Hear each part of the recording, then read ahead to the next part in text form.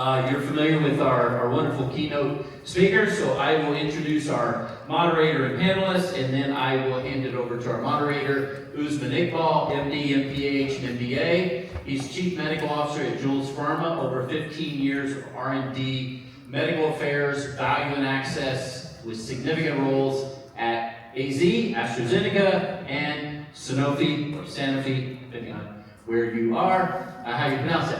Focus areas: neuroscience, oncology, rare disease, digital health, AI, real-world evidence, RWE, health economics, an MD, MPH, and MBA from Boston University, right here in Boston, authored over 50 publications and recognized in the marquee Who's Who in America in 2023 for his contributions to biopharmaceuticals.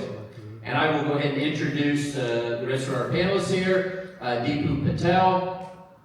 She's professor and vice chairman of innovation at the University of Pittsburgh, with over 23 years as a board-certified doctoral trained physician assistant with roles in emergency medicine, hematology, oncology, and education. Current focus leads initiatives on quality improvement, digital health, and AI at the University of Pittsburgh. Held several gubernatorial appointed positions and served on national boards influencing PA education and digital health policies. Rebecca Miksad, MD, MMS, MPH, founder and CEO of Miksad, MD Consulting LLC, specializes in advancing patient care through innovative healthcare technology and AI, with strong emphasis on strategic value creation and clinical validation. Develops healthcare technology solutions that balance scientific validity, strategic alignment, and patient outcomes while addressing regulatory ethical considerations. To our moderator, Usman, I will hand it over to you. Thank you very much. Thank you. So I guess the overall theme for this panel discussion is that I believe we all know the potential of AI. What we are trying to grasp and tease out is, as the keynote was, the use cases, because the devil is always in the details, and how can we actually carve out those details, and obviously the overall objective is that you guys can go back the very next day and apply those learnings to your projects or to your assessments, and that's what the overall goal of this discussion is going to be. Now we discussed, we looked at some really fine examples of actual use cases, and those were mostly centered on clinical medicine and patient care. And there's a lot of AI-driven work that's happening in clinical medicine and patient care, where we do see all the time, but we haven't really got to that level where we see the translation of that work towards clinical trials. Like, if we are able to better predict diabetic outcomes as examples, or we have better prediction ability when it comes to other disease areas, all of those aspects can be leveraged back to clinical trials, in designing better trials, in designing better effect sizes, in modeling control arms. But we have seen a lot of examples, like talked about it, but we haven't really got to that level of scientific validity, and especially the regulatory grade status of those. So just wanted to, Rebecca, I was wondering about your thoughts considering your work. Like, where are we in that space as we intersect the medicine and the patient care towards clinical trials, and especially the regulatory grade status? To what extent we are close to achieving that in any of the examples out there? Now that's a tough question. So I think it's very early, very nascent within the clinical trial world. The most interesting use cases from my perspective is actually early drug development, where we can better predict the outcomes and better predict which molecules will be successful in clinical trials. And there's a number of companies out there that are working on that, in particular one that now has a phase 2 trial from a drug that they have identified using AI techniques, pulling together multiple different sources of data. And this may be particularly helpful in the repurposing category, because there's a lot of drugs out there that get passed over for whatever reason. The company's drug portfolio just didn't sustain it, or was too much of a me too, a variety of reasons that we may be able to find repurposes for, particularly in the rare diseases.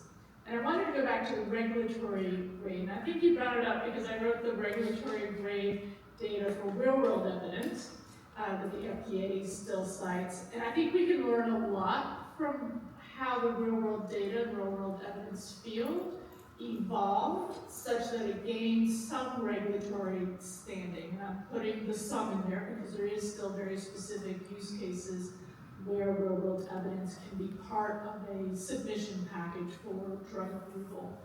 And I think AI is back about 12 years from where real-world data was in terms of trying to figure out how can we be transparent and be able to have a rigorous enough that a very clinical trial, very paper-based use FDA can manage that. And that's not to put the FDA down, because I've run clinical trials. They send in the auditors, they want me to print out from the computer a piece of paper that then compared to the EDC. Because that's the only way to know exactly what data was real or not. So it's an industry and academia do need to work hand in hand such that AI can gain that appropriate regulatory confidence. So speaking of, you mentioned RWE and the intersection of RWE with clinical trials, and obviously between that is AI, and we hear a lot about synthetic trials and synthetic data. And as you know, one of the main source inputs of synthetic data is real world evidence, because if you have good RWE, that's the only way you'll be able to come up with a good, reliable synthetic data that can actually be applicable to clinical trials. So I'd like to, just wondering about your work in this field and how is academia kind of moving up in this field in helping us tease out those methodologies, because it's very methodological heavy, and then any kind of collaboration that are happening, at least in your knowledge, that can help us think through how we can better define this field in the future. Yeah, I will say, you guys hear me? We're actually very much to what I was saying. It's very early. I think part of the gap that is existing between bridging research to clinical practice is that we actually don't have enough people who are educated in this field in AI and Gen AI, and that part of it is still very much growing.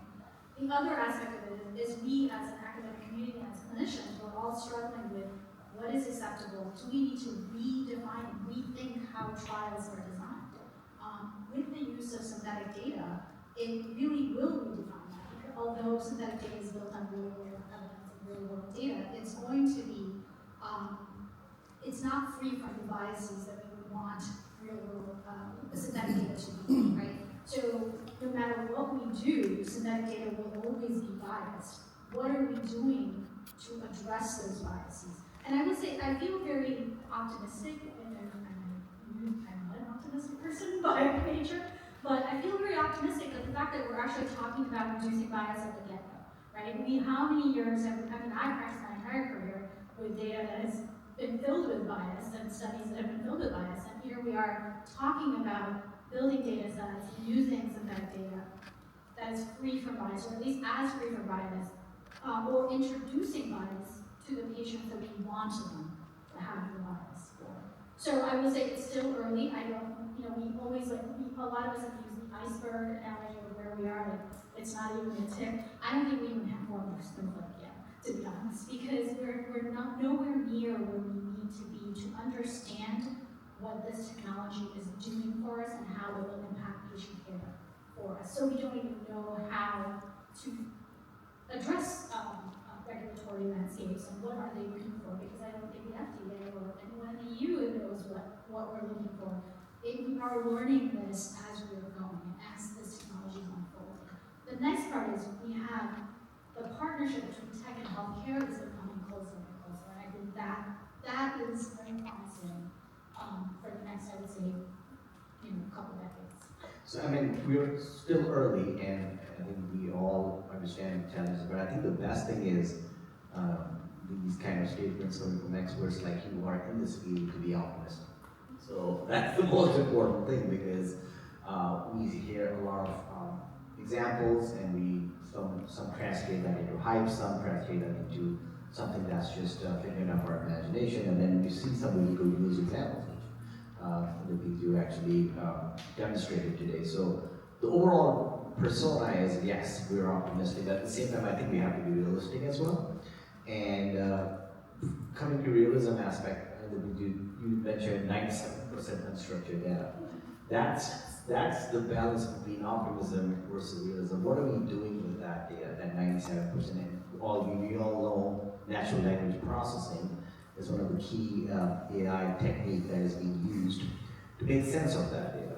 But we all know, as we saw in your example, unless we have some very pithy inferences with some very focused data points from that you try to glean from NLP, the more broader you get, the more noise and hallucinations you get, and certainly data, model and data drift and model the case. So just wanted to hear about your thoughts in terms of this field, how do you address that, because specific questions and answers is fine, but as we go broader, what are the key challenges that we face and how should we better address that? Sure. So let me get to a very specific use case. When we talk about NLP, let's put for medical affairs as one example. NLP is being deployed as we speak today in the medical affairs teams. They are using NLP to consume, synthesize these insights, which would otherwise be weeks worth of time. I was talking to some of us here. I deployed this close to a year and a half back, where one of the large pharma had his own accounts team, which would go to these IDNs and hospital systems, talk to them, not commercial, but MSL teams, medical science liaisons team, and they would understand what is being talked about, understand about the medical efficacy, understand about the AEs, and would record those information. Traditionally, we were talking about weeks worth of time to understand the context of it. Now, those 2 weeks have been reduced to minutes. I'm not talking about 2 weeks, minutes. What do we do with those 2 weeks of that MSL or MSL?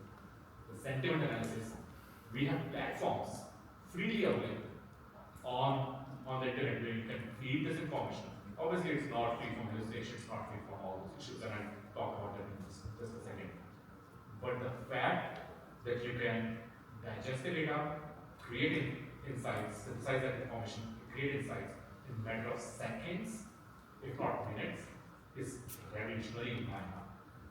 Now, when we talk about the challenges of NLP, the challenges of NLP is not NLP itself, but about how it's being used. It is that contextualization. So there was this research that was done by, I believe, NIH, where they did this NLP study in the cardiology section and then emergency section, where what they understood, lack of context and lack of comprehensibility were the result that drew all this model drift and the model decay that we talk about. It's not the NLP issue, it's the factors around it that are resulting in NLP challenges. Thank you for that. I think I would like to probe it further because this is very, very important. This is such a hot topic in AI, and it's so ingrained right now in especially when it comes to, you mentioned data curation, aggregation, and analysis. On the medical affairs side, and this is for the whole panel, we are expanding into omni-channel communication. We're now expanding into social media inferences, and that, like we all know, we have to be very, very careful, even if we have some very precise question, a very pre-specified framework. When we start moving into such broader arenas of information, you're going to get a lot of, as I said, I won't say hallucinations, but type 1 and type 2 error in specific epidemiology, You can see, in fact, you see null hypothesis is true, and turns out it's not. You can see that, you can expect that, your drug is being not prescribed because of your scientific messaging is probably not working. But what in the back end, the formulary status of those drugs have changed. There's a step edit, and you just don't know about it. Similarly, as you pointed out, one group of physicians in one healthcare system thinks differently, and that's what you're reporting on from an NLP standpoint. But what's happening in the VA? what's happening in other healthcare systems. So this is the challenge. It's not that we shouldn't stop looking at it, but I think we need to be realistic, and as you pointed it out, the contextual aspect is very important, and I would like folks one by one to comment on that as to how can we better approach these broader applications when it comes to NLP and being able to address those so that we have some reliable inferences in our mind. I think, at least right now, and I think this answer will be different 5 and 10 years from now, I think right now the answer is local or regional large language models that are specific to the hospital system and the patient population that it is serving. So data sets for MGH will be very different than data sets for the Stanfords and UCLAs. So, and because the patient populations we are serving will be different. That's not to say that there can't be comparisons of data, but in order for us to really reach that goal of personalized precision medicine for right patient, right time, right care, we are going to need to hone in on our own region, our own organization. There is some talk about that, right? And I think we were talking earlier, Greg, is right now what is happening in the digital health world is that single point solutions are being offered. Forget the fact that we're not seeing return on investment on a lot of these things, or at least in terms of financial return on investment. But at some point, we're going to get to a point where a platform is going to need to address multiple disease processes at the same time. It is not realistic for us to think that an organization can adopt a diabetes management platform and a CHF management platform, and having let's not forget a clinician having to learn 12 different platforms within the system. So at some point, all of these trends or all of these points that we're seeing are going to merge into a single platform that will be localized to the, if not the zip code per se, definitely to the healthcare organization system. That's one solution. That's very plausible. Like, do you have any additional thoughts? I think we also, as a society, need to better understand what's a hypothesis versus what's true. And I think ChatGPT tends to, as just one example, tends to be much more definitive than it really is. And I think it's way overly confident. And so I think we need to, as consumers, as well as developers, need to keep in mind that it's really generating a hypothesis that the human in the loop, and why a human in the loop is needed, is because sometimes those hypotheses are wrong. Maybe we'll get up to 98% correct, and that might be perfect in most situations, but there are going to be situations, there are going to be contexts, but we have to keep that in mind and do additional work, additional research if needed, to actually get to a definitive answer that's free of bias. From my perspective, I actually have a different opinion. I look at the hospital systems. If a hospital system can still do with 12 EMRs, this is an analysis that was done. A median hospital has 12 EMRs in this country.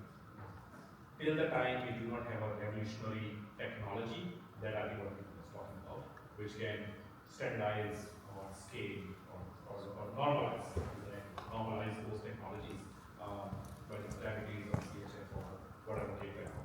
For the next years to come, if not decades, we will still keep seeing these multiple mushrooming of pointed solutions, because that's the best we can do as we speak. The accuracy will improve, the specificity, sensitivity, they all will improve. It will require a revolutionary technology or an abstract theory to go from where we are. Like ChatGPT is a perfect example, or OpenAI is a perfect example. We were talking about AI and analytics and insights and whatnot, and then came OpenAI. Everything changed. That is the kind of transformative technology it will take, whether it happens in 1 year or 10 years. I'm not a soothsayer, but that is what it will take to go from a pointed solution in healthcare to a scalable enterprise-grade solution without and navigating all these use cases first. I'm still talking about them as a solution for success, but how do we go from there to scale enterprise? It has to be transformative technology, something. I mean, the issue. Yes, And let's not forget consumer acceptance, right? Patients need to be willing to accept this. In fact, one of the nice surprises about AI has been that consumers have been willing to accept it faster than clinicians. So here's the point. ChatGPT became popular because of the consumer acceptance as well. What we do in healthcare with ChatGPT doesn't have to deal with is human biology and the differences in clinical phenotype, genotype, and all of that. You could have twins, two twins, living in different areas and end up with, exactly a lot of different disease mapping of those two twins across their genotype and phenotype. They have the same genetic makeup, but they ended up living in different areas. They ended up getting exposed to different environmental factors, and then they were having different diseases. This is one very standard example, but we don't even know.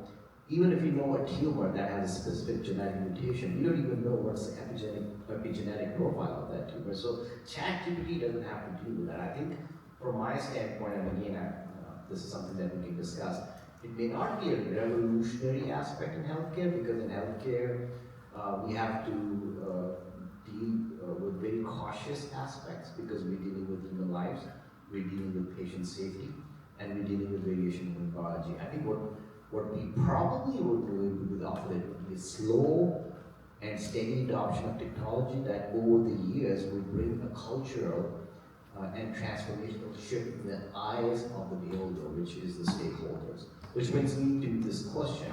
When we're talking about adopting of digital technology and AI, and all we think about, okay, are the physicians going to do it, are the patients going to accept it?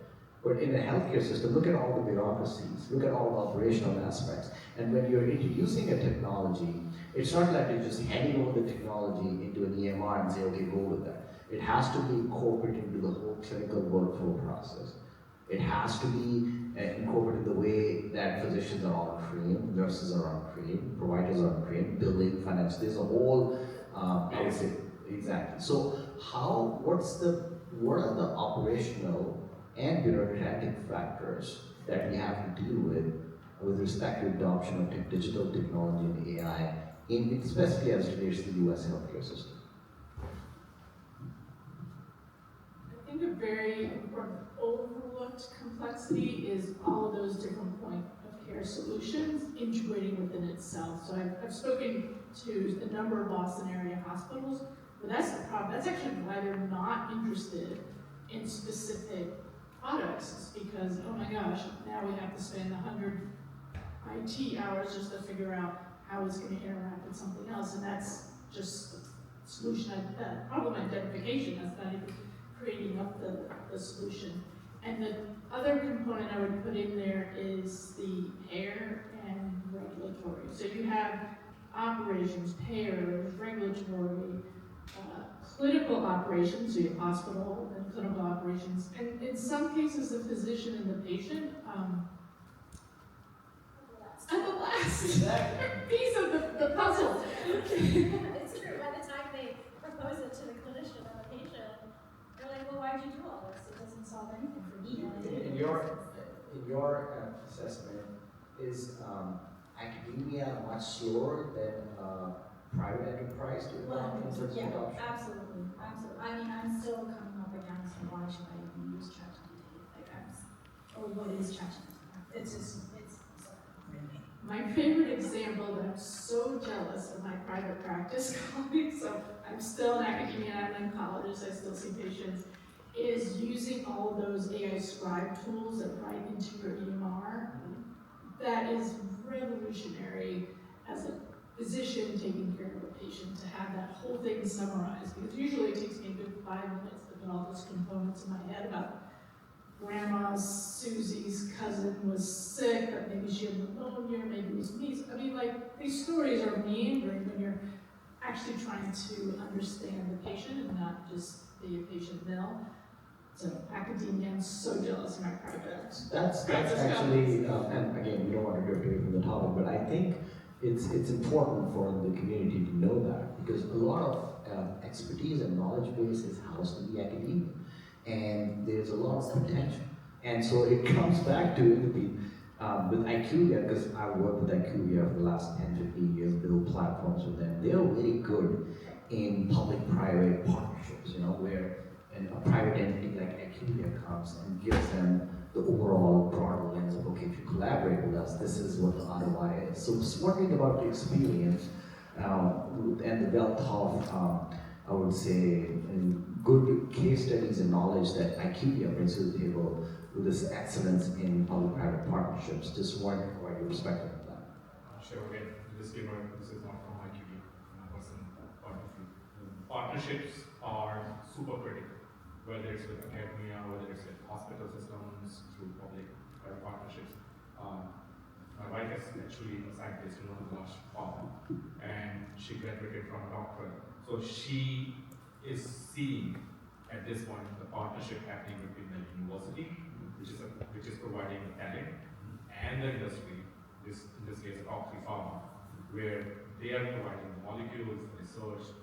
This is collaborative. When we talk about from the AI perspective, it is furthermore even critical because now we are training the next generation of scientists who are well equipped with leveraging AI, who are learning this AI, and then we have a backup, whether it's IQVIA or it's pharma or it's hospital systems, who are providing this base foundation to come and try and test.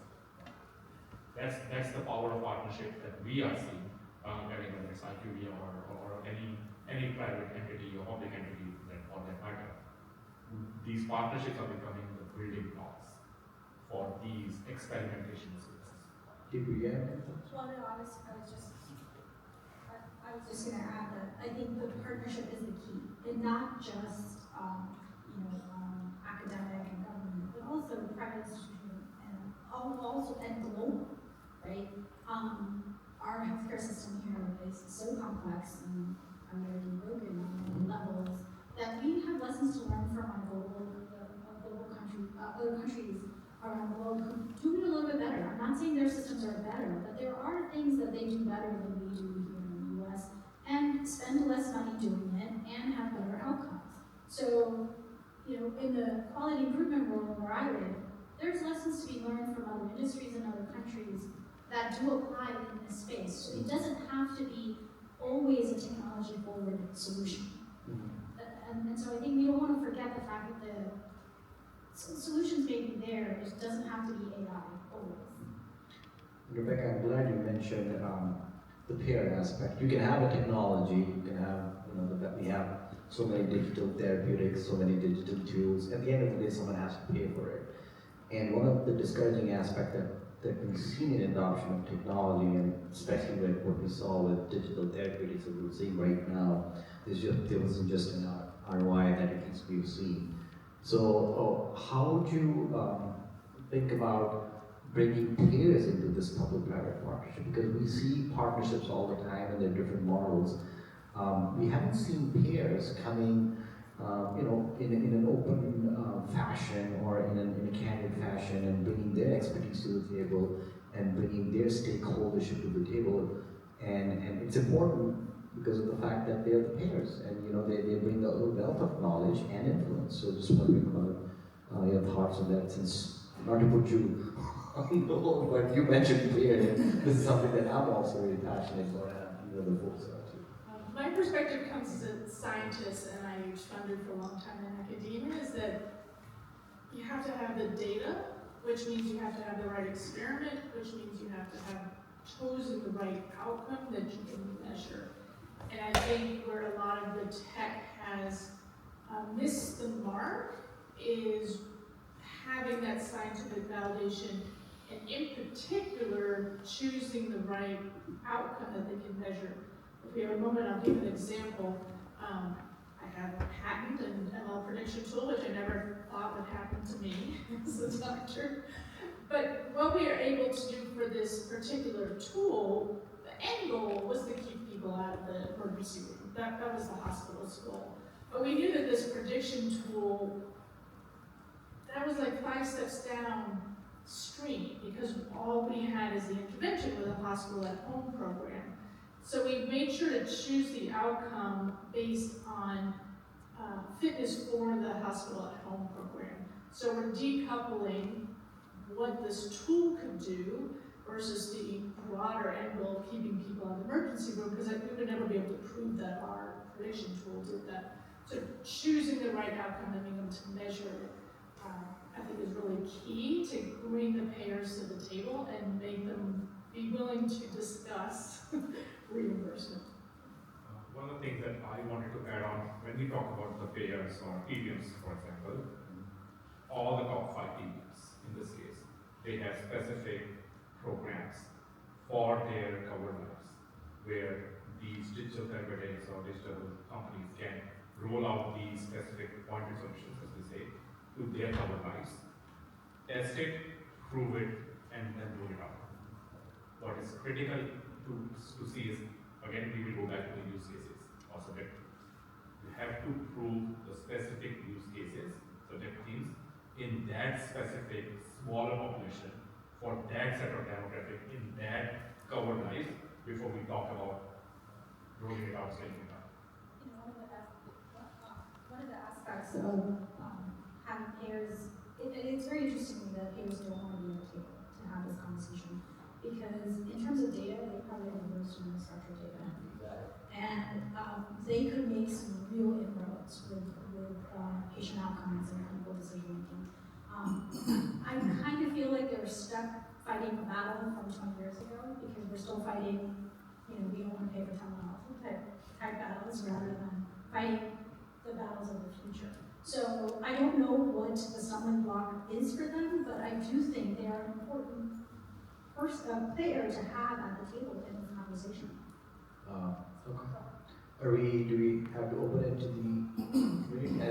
This is so many questions coming into my mind, but I think these guys are back to the situation.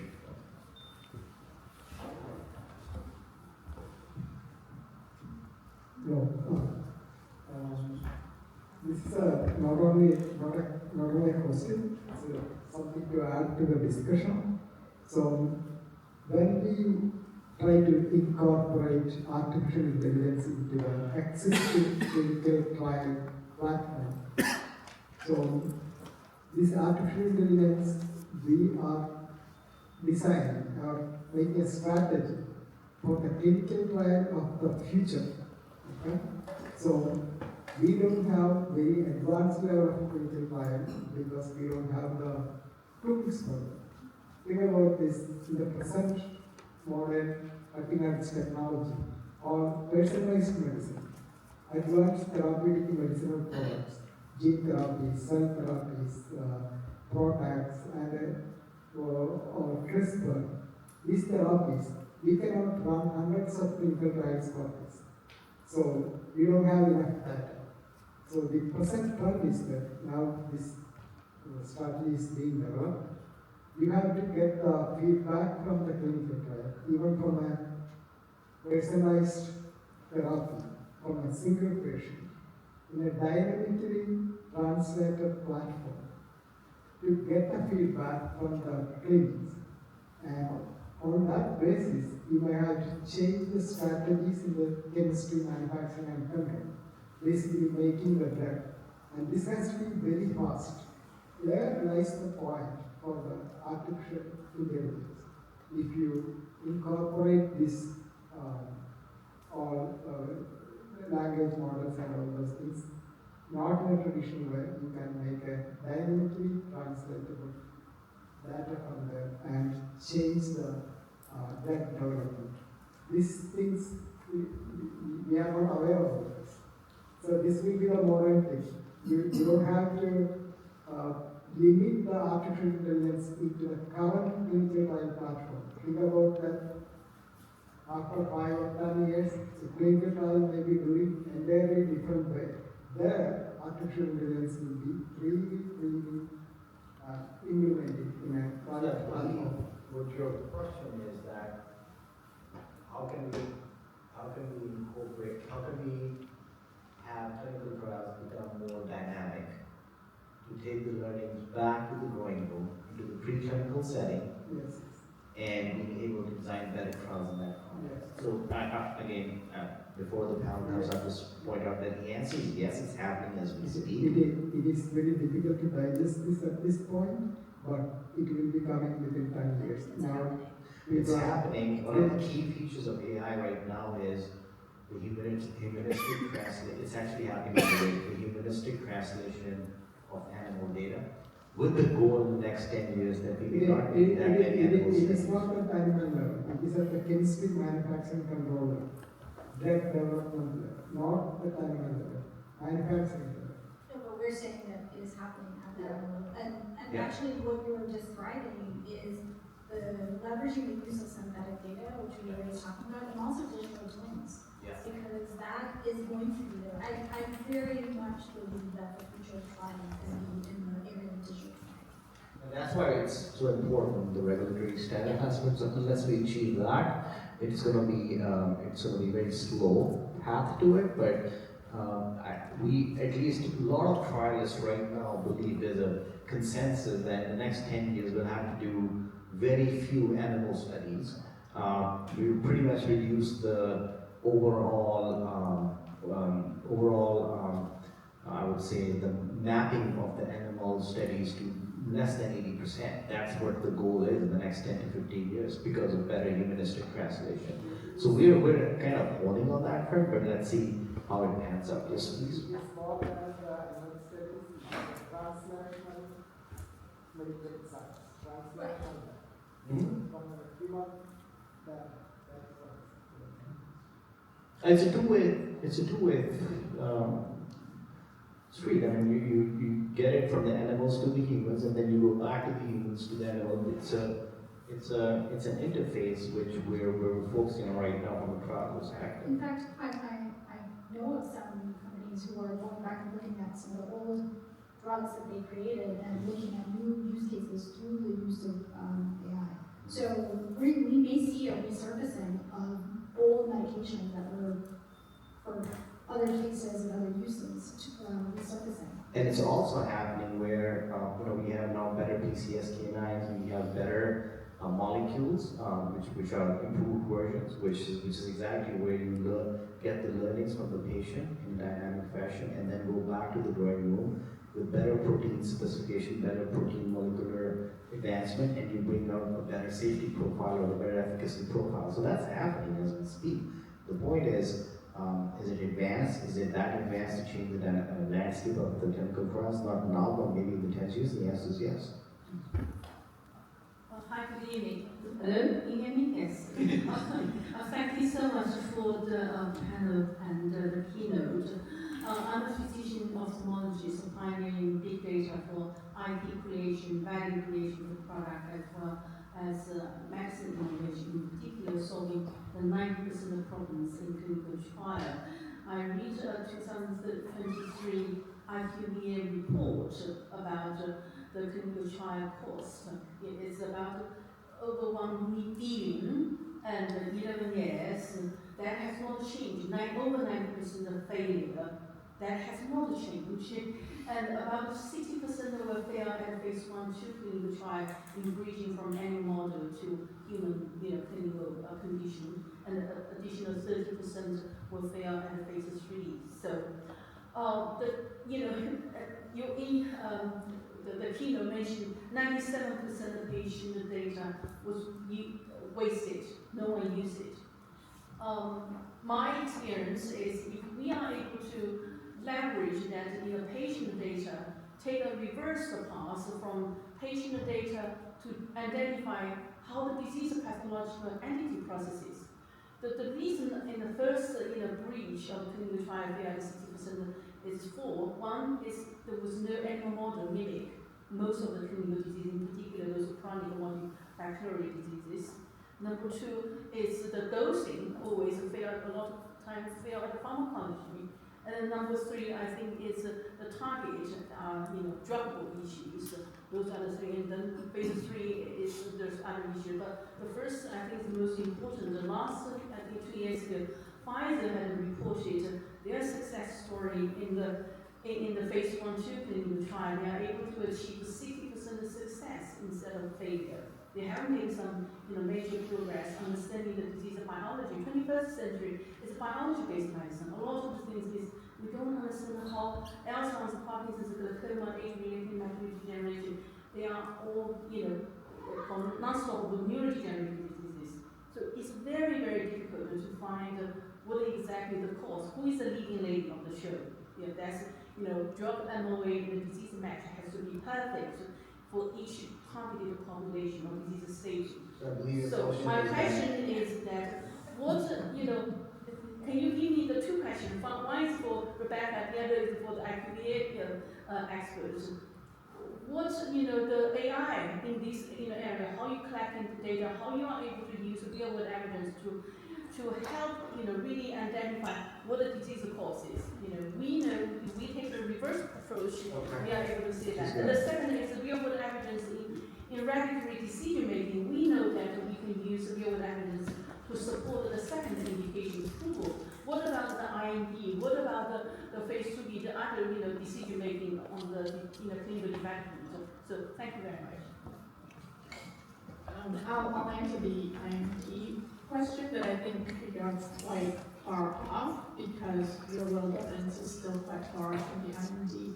I do think AI in the preclinical world that leads to the molecule that's tested as a first in human will be first before we can use data within an IMD situation. I can answer this question.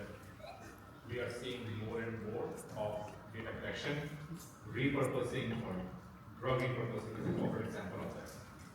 When a clinical trial is done, all attempts are made to collect the data, synthesize the data, insights are created, so that when the repurposing of that specific molecule is done, we are seeing more and more of that data being repurposed, being reused for the additional indication. The largest oncology product that is right now on the market is a perfect example of me example. It was never released as the first indicator, but when the company manufacturer saw one of their competitors providing that oncology, take this for every oncology issue that you have. Oh, we have this product, we never used it. Why don't we start repurposing, reusing that data? We have the data sets. Data was there. They just repurpose or reuse the data, release their biggest, blockbuster oncology product. And I will say also, this repurposing of data, or at least re-looking at existing data, and I'll use an example of, I think it was Biogen who did this now well over a decade ago, in terms of doing some predictive modeling around Parkinson's and Alzheimer's prediction and aging onset. They went and scanned, I don't know how many EMRs, for starting at the age of 20, for various patients, and looked at the data set and pulled out things like cough and constipation over the course of a lifetime to then predict the onset of Parkinson's at a particular age sooner, per their model, 10 years sooner than the patient would have a symptom onset of the classic Parkinson's. So this is there. I think Gen AI and natural language processing models are just going to expedite this sort of modeling for us. It's a matter of really proving with a certain level of confidence so that the models don't end up drifting and decaying over time. So it's been there for a while, it's just a matter of accepting it and putting them in. Let me give you the former perspective as a trialist.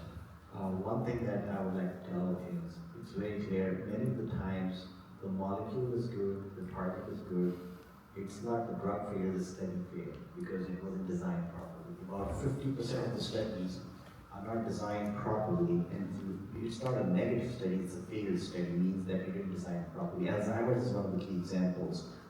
These products that are now approved are the same. They're targeting the amyloid, the target. We had 30 years of failed phase 3 trials in Alzheimer's. And now it's about the same mechanism, the same target, but now we're producing statistically significant effect size, because now we have designed these trials better, we have understood the biology better.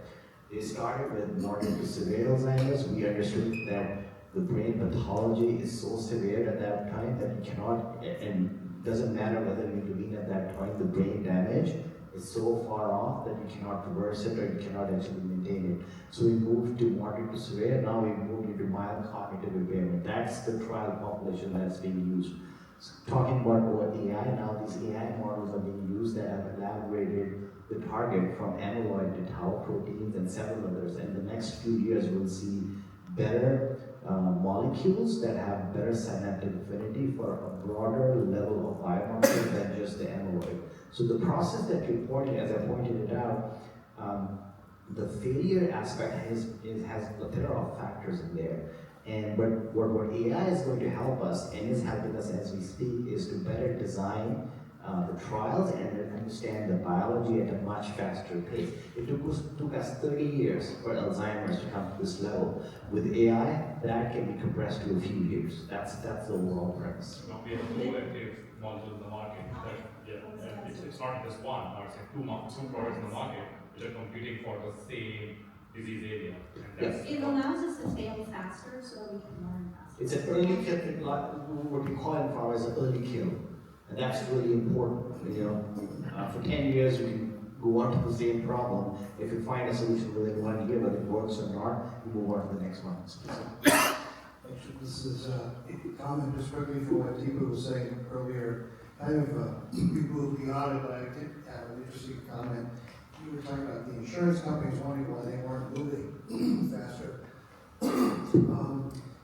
I was talking to a guy who runs all the contracts for Sinai with all about 50 or 60 payers, and I was asking him why the health system and the payer community was so slow at adopting digital health.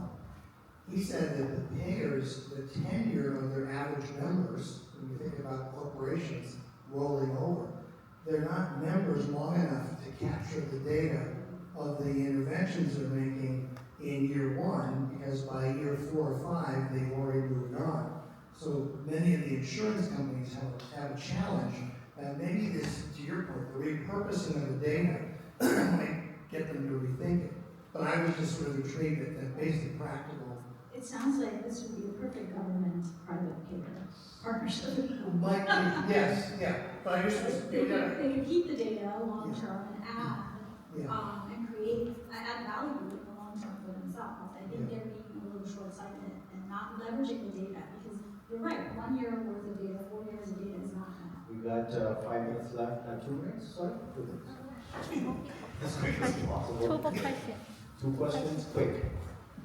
So I'm going to be a bit provocative. Our industry, the pharma industry, is not the most efficient industry. And when we look at the healthcare system, it's actually even worse. Which industry? Pharma or healthcare? Those are 2 different. The biopharma industry, not the most efficient, and healthcare system, the hospitals and all those, they're basically even worse. So when we are looking at this whole efficiency, everyone tries to hide behind data privacy, regulations and all that. Oftentimes these are just excuses.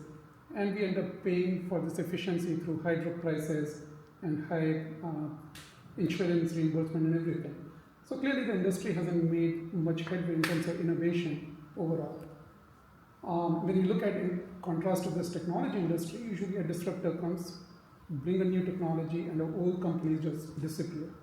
But that is not happening in our industry for whatever reason. So my question here is, what do you think can be a true driver to bring a real transformation in our industry as well as in the healthcare system, not just a checkbox exercise or doing it very slowly over 10, 20 years, but actually doing a real transformation quickly so that we can see real change and real benefit for the patients? I think we talked about it. I personally don't think you can bring transformation aspect. We provide an example of tech industry. Building an iPhone versus developing a drug is very different. It's not even comparing apples and oranges. And I tell you the foundational reason for it. It's not that we keep pushing back. There is no industry on this face of the planet which has as many stakeholders or people that say the game as healthcare. There is regulatory, there is payers, there's patients, there's providers. Everyone has to have a say when a disease outcome is achieved. There is no other industry.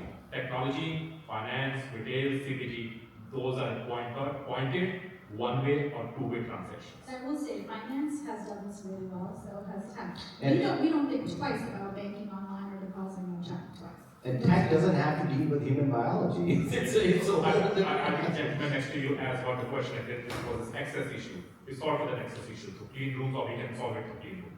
It's not about those one challenge or challenges. It's the ecosystem that has created these multiple obstacles. because everyone has a say in the game. And I'll give you one last example. Digital therapeutics failed because payers were not ready for it. This is one example where it was working, the patients were happy about it, the providers were prescribing it, the patient, oh, you know what, we will not reimburse it. And And you again, know that what? is the The question. tech guys thought that they could do it, and we had that on us. So it's a reality that we faced all along. It's the overall thinking in the Silicon Valley. Oh, if you can't, if you're not aspirational to that extent, you don't want to be in the Silicon Valley, and that's why we have Paradox. This is a very different industry. Walmart just closed their 3 centers that they Exactly. started last year. Yeah. It was a failure before they even started. Amazon Healthcare, what happened to it? They wrapped it up. Are we taking bets on when Amazon's not closed because? No, so again, this goes back to the same One thing. last. Well, I think the last question, yes. Okay, I just wanted to switch gears a little bit because I know we're talking a little bit about data privacy, HIPAA, and the data acquisition. So I was curious. So a couple of years ago, Google and Ascension Healthcare got in trouble because of their lack of transparency with data sharing, where they were sharing massive amounts of health records to Google without disclosing to the patients what they were doing. So now with AI, like you need a lot of data to properly make your algorithms. How are patients getting that information that this is what their data is being used for? And when you're partnering with large health systems and getting this data, how are you ensuring patient ethics and privacy in all of those areas? I think that's really an important question, and I feel like consumers have already walked with their feet about how they feel about it. Because we share everything on our iPhone, and we've always given our data to payers, and they've always used that payer data on the back end. And people have done studies trying to give people the opt-out option, and most people don't take advantage of it. The other model people have tried that hasn't worked is trying to pay patients for their data, and it comes out to be like a penny a year. It's something ridiculous. It's actually insulting to ask a patient will give you a penny for your records. So I do think at the societal level, that transparency and the efforts to protect privacy is where we need to focus, and that the data sharing cat's already out there. And the 2 companies that come to my mind, which has completely accelerated this whole process, specifically in rare disease, is Allstripes and Novartis, where now they are enabling the patients to own the data, irrespective of the healthcare system, the pharmacy, the pharmaceuticals, the payers, etc. I, as a patient, can now own that own data. And that has really opened up the whole transparency, privacy, ownership perspective on the patient's life. To Rebecca's point, just the last point here around paying for patients' data, payers have the data. If you gave me a 10 or 20% discount on my insurance plan to use my data to do research, I would be more than happy to do that. But don't insult me by paying pennies on the dollar for insurance that I'm paying you for, and you're holding my data. And through the BAAs, they already have research rights, secondary research. Yeah, I think we're gonna have to end there. Excellent discussion. We usually like to